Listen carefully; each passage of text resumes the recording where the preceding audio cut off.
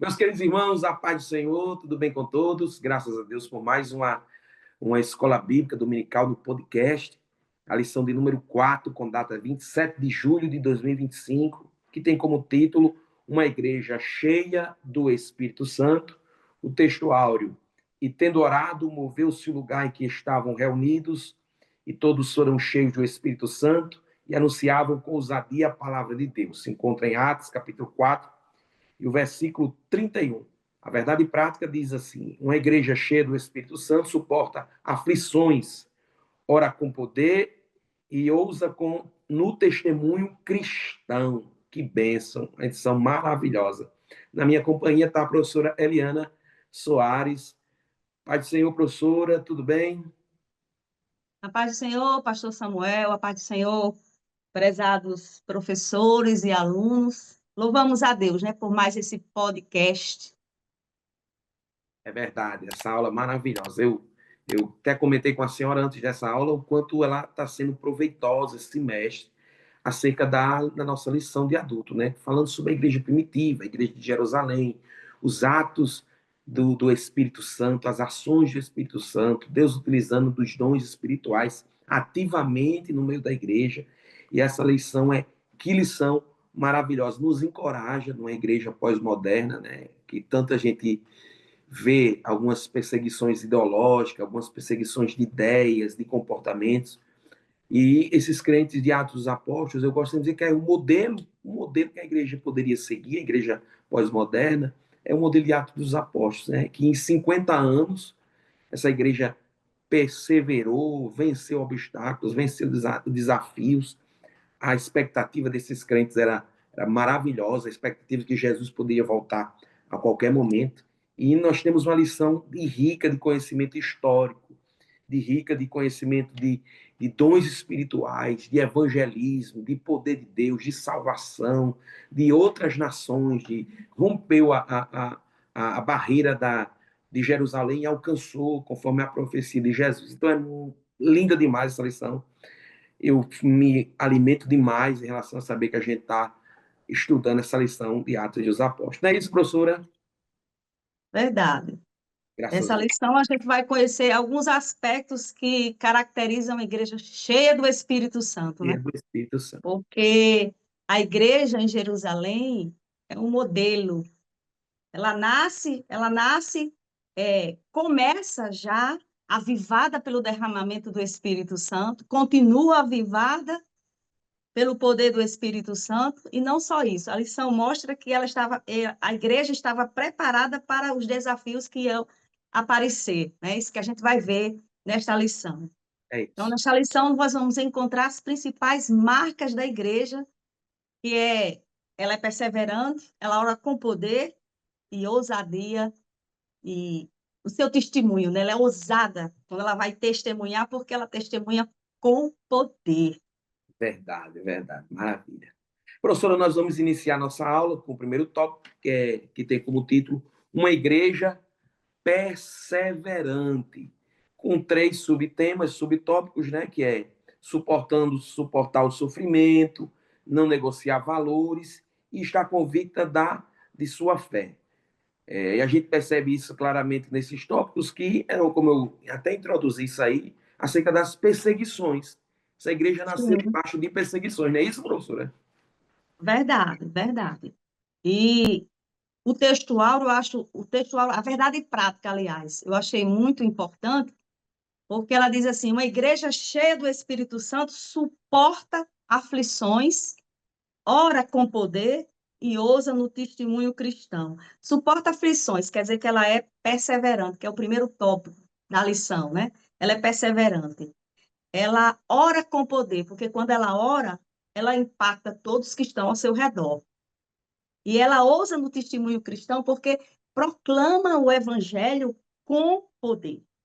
E nesse primeiro tópico, que vai falar sobre suportar o sofrimento, que é uma característica de uma igreja cheia do Espírito Santo, que a gente está estudando agora nesse momento, essa lição ela vai mostrar o primeiro relato da perseguição da igreja, logo após a cura do coxo, né, que ficava na porta do templo chamada Formosa. a repercussão dessa cura foi que motivou a perseguição por parte das autoridades religiosas para barrar a ação da igreja, né? Chega as autoridades querendo impedir a manifestação do poder de Deus. E os opositores que queriam barrar a ação da igreja não era ninguém mais nem menos do que o Sinédrio. E o Sinédrio ele tinha autoridade. O Sinédrio era o Supremo Tribunal religioso e civil dos judeus em Jerusalém. E é interessante a gente ressaltar esse poder do Sinédrio, porque à medida que a gente esclarece isso, mostra também do outro lado o poder do Espírito Santo na vida da igreja para se impor diante, vamos dizer, dos seus opositores, diante daqueles que queriam barrar, né? Então, o Sinédrio, eles tinham autoridade para julgar casos religiosos, né? Heresias, blasfêmia, violação da lei de Moisés. Eles também tinham autoridade para controlar as atividades no templo e impor punições, como prisões, açoites e expulsão da sinagoga, além de regular o ensino religioso para evitar doutrinas, vamos dizer, perigosas. Aí o que é que a gente vê? No caso dos apóstolos, a cura do coxo à porta do templo, em nome do Senhor Jesus, causou uma grande comoção popular, né? E isso perturbou, preocupou o Sinédrio por dois motivos. Primeiro, porque o povo ia se voltar para Jesus, a quem eles haviam condenado. E também porque eles temiam perder o controle religioso e político. Aí o que é que... Por que isso tinha tanto peso? E eu coloquei assim, estou colocando aqui em evidência a questão desses opositores, essa primeira perseguição à igreja. Por que tinha tanto peso isso? Primeiro, porque para os judeus da época, ser expulso da sinagoga ou considerado um blasfemo era morto em vida. E o sinédrio era visto como aquele guardião legítimo da lei de Deus e muitos temiam desobedecer, né?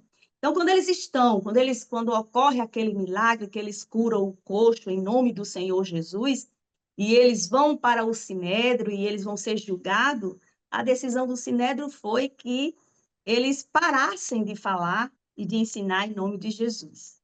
E aí eu quero ler o texto que é a resposta deles. Atos capítulo 4, versículo 19 e 20.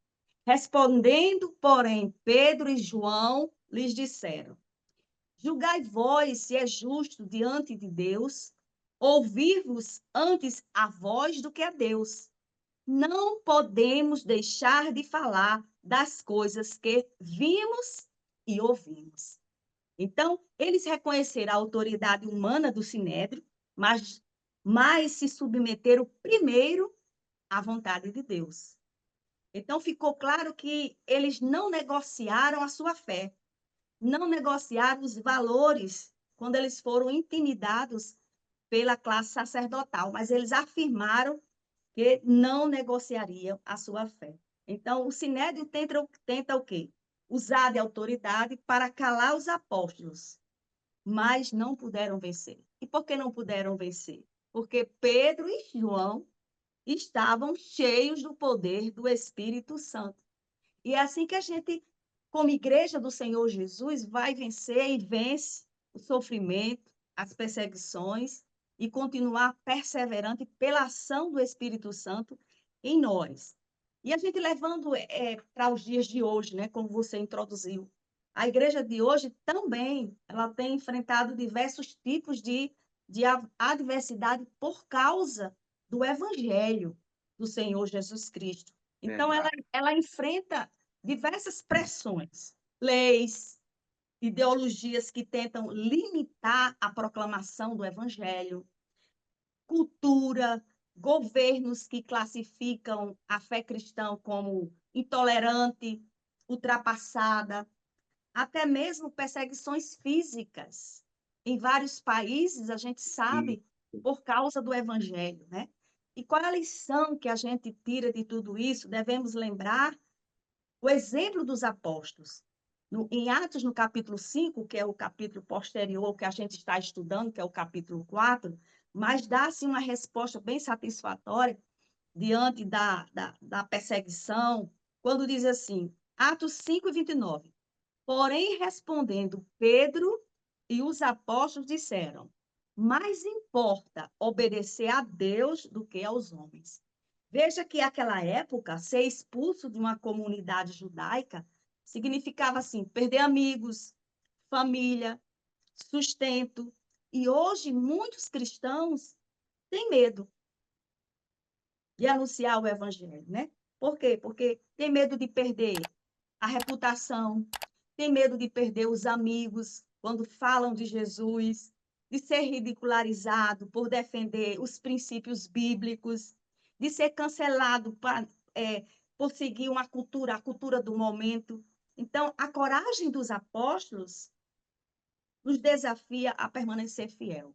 É uma lição assim que a gente aprende que mesmo custando caro, permanecer fiel é o testemunho da igreja que vai atrair pessoas a Cristo, mesmo quando tentam abafar isso.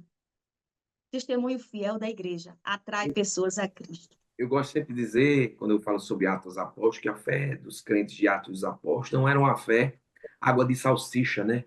Não serve para nada. Essa fé era diferenciada, era uma fé autêntica. Eles viviam essa fé esperando Jesus a qualquer momento, que aquele sofrimento valeria a pena, estava pronto a acabar a qualquer momento. Eles, Eusébio de Cesaré, que é um grande historiador desta época, ele dá uma observação sobre esses crentes da igreja primitiva. Ele disse que era comum, nesta época, devido à perseguição, ver crentes perambulando, andando nas ruas de Jerusalém, nas cidades vizinhas, porque tinham sido expulsos das casas, né? E sendo expulsos das casas, eles andavam perambulando, revirando lixo, mas mesmo assim não deixaram de pregar a palavra. A diáspora que houve devido à perseguição a partir de 70 depois de Cristo foi a ação de Deus para que eles avançassem, direcionassem, mesmo debaixo de uma ação demoníaca, né, que era a perseguição. Até eu acrescento que em Atos dos Apóstolos existe, o diabo utiliza de 3 ações: a perseguição, a infiltração e a distração para parar a marcha da igreja. Mas essas ferramentas não fluíram. Foram tiros que Deus livrou a sua igreja de caminhar. Então, essa fé desses crentes, até a lição fala, eles eram convictos que Jesus estava no controle de todas as coisas e a fé dele não era uma fé fraca. A gente pode aplicar para o dia de hoje, professora, qualquer coisinha a gente quer abandonar a fé, né? Quer mudar de igreja, quer desamparar, quer se vestir aos próprios modos, se comportar aos próprios modos, quando na realidade nós não estamos vivendo uma fé autêntica. É uma fé água de salsicha, né, professora? Pode continuar. Verdade, muitas vezes basta assim uma cara feia do irmão na igreja, porque fulano não me deu a paz do Senhor, porque aí já se sente assim desestimulado, já quer deixar Jesus. Aí a gente pergunta assim: foi Jesus, meu filho, que fez alguma coisa com você? Não foi, né? Mas é muito bonito a autenticidade da fé da igreja primitiva, né? A convicção daqueles crentes é assim admirável. E isso foi que fez com que eles pudessem passar todo o sofrimento de forma corajosa, mesmo sendo saindo das suas casas, mesmo sendo perseguidos, eles sabiam em quem tinham crido, sabiam em quem tinham crido e Verdade, esperavam em Jesus, né? verdade, verdade. Professor, a gente pode passar para o tópico 2, que diz, aqui é muito importante para o aluno, para o professor, para aquele que está nos ouvindo. Uma igreja que ora com poder. Temos, então, 3 tópicos que fala sobre orando com propósito, o segundo, orando em unidade, e o terceiro, orando fundamentado na palavra de Deus. Não é isso, professora? Isso. Eu lembro aqui de uma frase do pastor João Batista. Essa frase é bem repetitiva, porém é bem autêntica, né? Muita oração, muito poder, por coração, muito poder. Eu sou crente desde que eu nasci, né? Eu tenho 43 anos de evangelho. Eu já vi muita coisa na igreja. Eu já vi morto ressuscitar, professora Eliana. Eu já vi numa noite Jesus batizar mais de 100 pessoas com o Espírito Santo. Eu já vi um paralítico, um homem de uma mão mirrada na Assembleia de Deus em Nazaré 2 voltar à mão normal, né? Eu não sei se alguém pode me chamar até de saudosismo e tal, mas é muito bom lembrar desses tempos, né? Que eu quero mais, né? Eu vivi, eu não quero só viver naquele passado, eu quero ver hoje. Mas a lição nos ensina, né? Claramente, esse povo orando com propósito, orando em unidade, orando fundamentado na palavra. Correto, professora? Verdade. O que é bonito é que depois que Pedro e João foram soltos, eles voltam para os irmãos e aí eles, reunidos, fazem aquela oração e oram com propósito. O que é interessante, qual é o propósito? Que propósito é esse? Eles oram para que Deus seja glorificado por meio do evangelismo de poder. Olha que propósito lindo, né? A igreja querendo ver o seu Deus ser glorificado através das manifestações. Aquela manifestação do coxo ali andando, foi maravilhosa. Muitos se renderam, quase 5.000 almas se renderam aos pés do Senhor Jesus, e eles ficaram maravilhados com esse acontecimento, com essa manifestação de poder, e eles desejavam, naquela união, aquele propósito: Senhor, o teu nome vai ser glorificado por meio desse evangelismo, né? Orando também em unidade.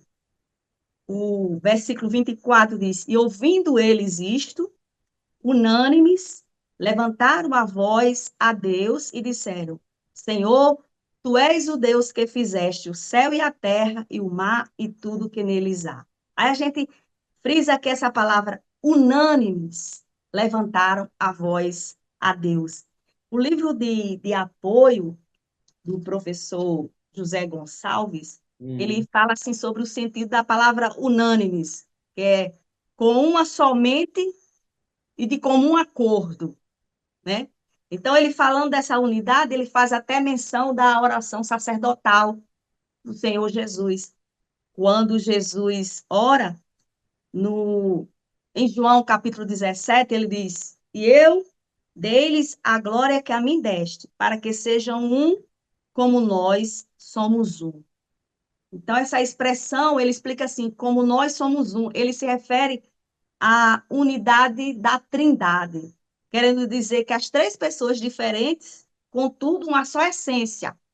Aí ele comunica o seguinte: assim também deve ser a igreja do Senhor Jesus, que é composta de pessoas diferentes, porém compartilhando o mesmo objetivo e vivendo um único propósito. E é muito lindo que a gente vê isso muito claramente na igreja primitiva, não é verdade? E outra coisa, que é o terceiro subtópico, orando fundamentado na palavra. Eita, isso aí eu acho muito lindo isso, né? Verdade, E verdade. eles citam o Salmo segundo. Eles pegam o Salmo segundo, que diz assim, o Salmo segundo, versículo 1 e 2, que disseste pela boca de Davi, teu servo. Veja, ele faz uma citação na oração, tendo como fundamentação as escrituras, a palavra de Deus, tá certo? Por quê? Porque o Salmo segundo, ele é um salmo messiânico, e ele retrata as nações se revoltando contra o reinado de Deus e o seu ungido. Mas Deus declara que estabeleceu seu rei em Sião e nada poderá frustrar os seus planos. Aí, por que os cristãos eles citaram o Salmo 2 aqui no capítulo 4, né? Porque os discípulos eles identificaram a situação que eles estavam vivendo com a verdade revelada do Salmo 2. Eles tiveram essa identificação, porque eles reconhecem que a conspiração contra Jesus, por Herodes, Pilatos, os líderes judeus e gentios, não foi um acidente, mas foi cumprimento das escrituras. E as autoridades que prenderam e julgaram Jesus, né, contra o seu ungido, e agora essas mesmas forças tentam impedir a igreja, mas a igreja ora sabendo que Deus está no controle. Essa oração deles é muito bonita, fundamentada na palavra. Em outras palavras, a oposição ao evangelho não é uma coisa nova. já foi Verdade. profetizada, né? E a vitória de Deus está assegurada. Na oração, eles expõem isso, que a vitória está assegurada. Por isso que eles não oram para que a perseguição pare. Já prestou atenção que você não vê eles orando, ah, Senhor, que parece a perseguição. E eu acho isso muito bonito, muito de uma fé assim admirável. Mas eles oram para que a igreja seja ousada em continuar a missão. E Aí eu olha penso que assim, nós estamos orando assim. há de se dizer uma observação, professor, que essa perseguição não é uma perseguição pequena, né, de um grupo, era de um império, o maior império do mundo na época perseguia a igreja, né, Uhum, tinha a igreja como inimigo, né, uhum, deles. Então, assim, João, Paulo, Tiago, todos foram mortos pelos imperadores, né, a mando dos imperadores. Mas mesmo assim, essa igreja perseverou, ela tinha uma convicção fundamentada na palavra, nas promessas de Cristo, na certeza que Cristo estava com eles. Como a senhora bem frisou, eles não oravam para que matassem os perseguidores, mas que continuassem ainda a proclamar que mais ousadia, mais poder, mais milagres, né? Eles não oraram para que destrua, caia fogo do céu e acabe com o império. Não. Pelo contrário, Paulo, quando, se eu não estou enganado, quando ele escreve a carta, ou é aos Colossenses ou aos Filipenses, quando ele vai se despedir, ele diz: os irmãos da casa de César também saúdam vocês. Ou seja, os guardas que estavam pastorando ele na prisão, eles tinham aceitado Jesus. Essa é a intenção da igreja, era pregar o evangelho, era anunciar as boas novas, alcançar tanto o império quanto os gentios, quanto os mais altos escalões do império. Correto, professora? isso. Então, essa oração é um modelo para nós, né? Enfrentar a oposição com base nas promessas de Deus, reconhecer que Deus está no controle, mesmo quando parece que o mundo está todo contra nós, e orar não apenas pedindo proteção, mas ousadia para sermos fiéis ao Evangelho, fiéis a Cristo. É verdade.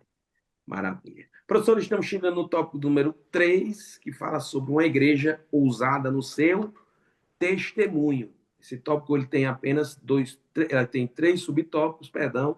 Ele fala sobre ousadia para enfrentar a oposição ao evangelho, ousadia no exercício dos dons espirituais e ousadia na exposição da palavra.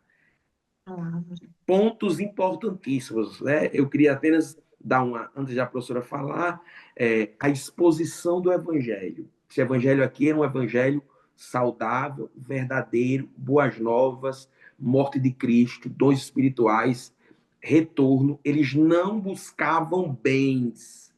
Que lição importante. Eles não estavam galgando territórios no sentido de bens pessoais. Eles estavam pregando boas novas de salvação, arrependimento de pecado. Arrependei-vos porque é chegado o reino de Deus. A mensagem de Pedro em Atos capítulo 2 foi essa, arrependimento. A mensagem de Pedro no capítulo 4 é essa, arrependimento. A mensagem de Pedro no capítulo 10 de Atos Apóstolos é arrependimento. Um verdadeiro evangelho, um evangelho autêntico, firme, composto de pregação da palavra, demonstração de sinais e resultado. Pode continuar, professora. Bem, eu tava lendo o capítulo 3 que começa com exatamente a cura milagrosa do coxo, né? Na Isso, porta. Começa por aí. O 4 vai ser quando as autoridades chamam isso. Pedro e João e querem que eles expliquem o motivo pelo qual eles fizeram isso. Aí eu li o capítulo 3, li o capítulo 4 e eu parei para fazer o quê? Sabe o quê? Observar a forma como o Espírito, a ousadia. Assim, eu grifei alguns pontos mostrando assim a ousadia daqueles discípulos por estarem cheios do poder, por estarem cheios do Espírito Santo. E o primeiro ponto começa exatamente essa ousadia quando ele chega para aquele coxo e na ousadia de mandar o coxo se levantar. Autoridade dada por Deus, né? Levante-se e ande. Quer dizer, a primeira ousadia é orar em nome de Jesus e o coxo ficar bom. Aí, após o milagre, a gente vai ver outra ousadia. Quando o coxo se levanta e ficam maravilhados, a multidão atrai aquela multidão, as pessoas, né? E mais uma vez, você está falando da pregação, né? Aí eles vão pregar o evangelho com ousadia, né? O texto diz assim: e quando Pedro viu isto, disse ao povo: varões israelitas, para que maravilhais disto? Ou porque olhais tanto para nós, como se por nossa própria virtude ou santidade fizéssemos andar este homem. Veja que Pedro e João estavam ali, ele aproveitou a ocasião e com ousadia ele prega o Cristo crucificado. O Cristo que aquele povo tinha matado. Disse: olha, foi esse Cristo que vocês mataram, foi no nome dele que esse coxo ficou são. Ou seja, Deus o ressuscitou dos mortos. E é muito bonito também, porque falando de pregação com ousadia, pregar o evangelho com ousadia, a gente vê que tanto Pedro e João, naquele momento, eles tiveram a oportunidade de chamar para si o crédito daquela cura milagrosa daquele homem. Então, no entanto, cheios do Espírito Santo, eles insistiram em deixar bem claro que a fé, que aquele coxo foi curado pela fé no nome do Senhor Jesus. Então, que os apóstolos eram o quê? Meros instrumentos de Deus, que estavam escolhidos para manifestar milagre, né? Então, eles reconheceram que esse poder não era deles. Esse poder vinha de Deus, não foram vaidosos. Então, o que eu estou querendo dizer é que uma vida cheia do Espírito Santo, ela quando prega, quando faz algo pelo poder do Espírito Santo, ela não toma para si o mérito, mas ela apresenta Cristo. Porque quando nós estamos cheios do Espírito Santo, e nós sabemos que o Espírito Santo, o próprio Jesus, ele falou em João capítulo 16 e 14, ele diz que o Espírito Santo o glorificaria.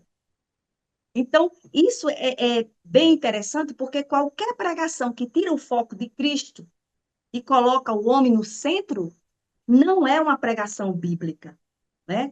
E logo em seguida também ele prega como você, o irmão falou, a pregação deles era levando os homens ao arrependimento, É, que isso mesmo. entendesse que era em Cristo Jesus. Arrependei-vos, pois, né? Como Atos capítulo 13 e 19. Arrependei-vos, pois, e convertei-vos, para que sejam apagados os vossos corações e para que venham assim os tempos de refrigério pela presença do Senhor. E o resultado dessa ousadia deles pregarem foi percebido claramente, porque quase 5.000 pessoas, 5.000 creram, né? Como diz Atos 4 e 4. E o outro ponto também, estamos falando da ousadia, né? Dando evidência a essa ação poderosa do Espírito Santo que nos capacita a fazer com ousadia a sua obra. É quando preso pelas autoridades e eles foram proibidos de continuar falando e ensinando em nome de Jesus, eles não se intimidaram, eles não recuaram, mas aproveitaram a oportunidade para pregar lá no Sinédrio, para pregar aos líderes religiosos, a ponto deles se maravilharem, né? O capítulo 4, versículo 13, diz assim: então eles, ou seja, as autoridades religiosas, o Sinédrio, vendo a ousadia de Pedro e João e informados que eram homens sem letras indoutos, maravilharam-se e reconheceram que eles haviam estado com Jesus. Atos 4 e 13.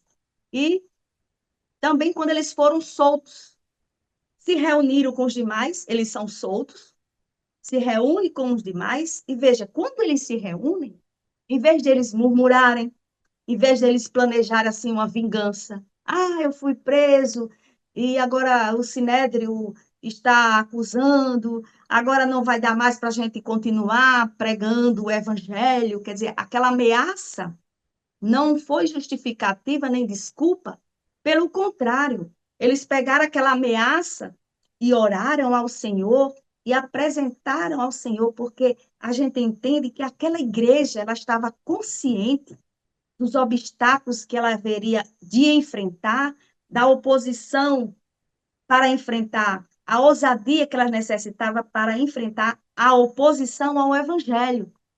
Então, quando a gente lê capítulo 4, versículo 29 e 30, e diz assim: Agora, pois, ó Senhor, olha para as suas ameaças. Eles entregaram aquela ameaça ao Senhor e concede aos teus servos que falem com toda ousadia a tua palavra. Então, aquelas ameaças não foi de forma nenhuma uma desculpa para eles continuarem a obra de Deus. E ele falou assim: enquanto estendes a tua mão para curar e para que se façam sinais e prodígios pelo nome do teu Filho Santo, Jesus Cristo. Então, uma igreja verdadeiramente bíblica, ela vai sofrer, sim, rejeições e oposições, mas ela suporta por causa do Evangelho. Na segunda carta de Paulo a Timóteo, no capítulo 3 e 2, que está aqui na lição, o versículo diz assim: E na verdade, todos os que querem viver piamente em Cristo padecerão É, perseguições.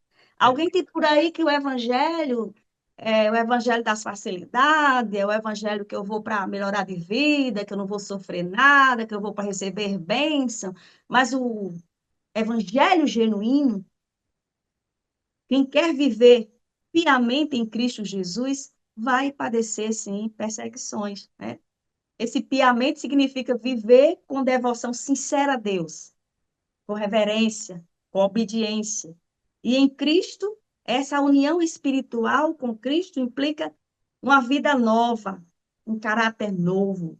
E padecer perseguição é a consequência inevitável, né?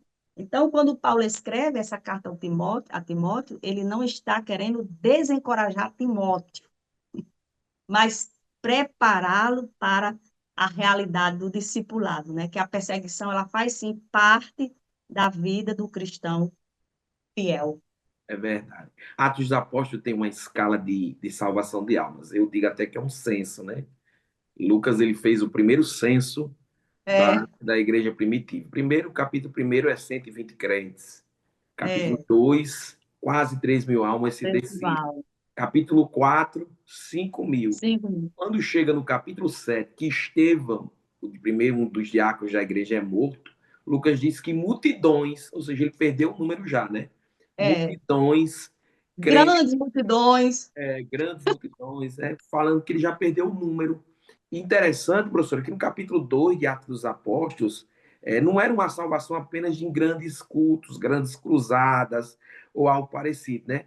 Capítulo 2 diz que Deus acrescentava todos os dias o número de crentes, pela Isso, exposição da palavra, pelo evangelho verdadeiro, pelo testemunho desses irmãos, pela fé desses irmãos. É um conjunto de coisas, lembrando que é uma igreja imperfeita, uma igreja que tinha todos os problemas que a igreja moderna tem, né? Alguém que duvidou, alguém que não creu, uma fofoca aqui e acolá, mas a sua grande maioria, esses crentes venceram desafios na exposição da palavra, na oração, no evangelho verdadeiro, né? Isso nos motiva demais a acreditar que, é, assim como eles venceram todas essas várias armas do inimigo, como eu já expliquei aqui, a perseguição, a infiltração, a distração, eles também nos ensinam as armas que a gente precisa utilizar nos dias atuais, na igreja moderna. Porque Atos dos Apóstolos é a história de 50 anos, quase 50 anos, do capítulo 1 ao capítulo 28. Em 50 anos, esse povo evangelizou o que eles entendiam de mundo daquela época. lindo, verdade. O que eles entendiam de mundo, eles conseguiram evangelizar sem nenhuma tecnologia, sem nenhuma, nem absolutamente nada. Pelo contrário, um leque de ondas contrárias contra eles, mas eles conseguiram avançar. Não é isso, professora? É verdade, é Vamos, verdade. e E o a que conclusão, professora, deixa com a senhora, viu? A conclusão. É, tem um versículo aqui, João, no Evangelho de Jesus, segundo escreve João, capítulo 15, versículo 18 e 19. O próprio Jesus falou sobre isso, quando disse: Se o mundo vos odeia, sabei que primeiro do que a vós me odiou a mim. Se vós fosse do mundo, o mundo amaria o que era seu, mas porque não sois do mundo, antes eu vos escolhi, por isso é que o mundo vos odeia. Então, quem é de Cristo se opõe a um sistema corrupto, o mundo, e por isso sofre rejeição, né? Mas a piedade autêntica denuncia mesmo sem palavras. Se a igreja demonstra essa convicção, essa fé, mesmo em meio a todos os desafios, perseguição, mesmo sem palavras, a impiedade dos outros provoca resistência. Então, o que nós aprendemos nesta lição, e é maravilhosa, como o pastor falou, o livro de Atos, que se costuma dizer Atos dos Apóstolos, mas se comenta Atos do Espírito Santo de Deus, porque começa o tempo todo, a gente vê em toda a história o mover do Espírito Santo, uma igreja cheia do Espírito Santo, que capacitou ela a perseverar no meio das dificuldades, das adversidades. Então, diante desse desafio, eles são para nós não recuar, não se intimidar também diante das perseguições, né? Porque hoje não é diferente. Nós vivemos em um mundo hostil, que está querendo calar a gente, intimidar, fazer a igreja recuar, mas a palavra de Deus diz em Mateus 16, 18: mas as portas do inferno não prevalecerão contra a igreja do Senhor.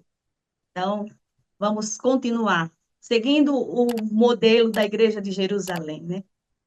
Perseverando na doutrina, perseverando na comunhão, na oração, no amor e na pregação do Evangelho de Jesus Cristo.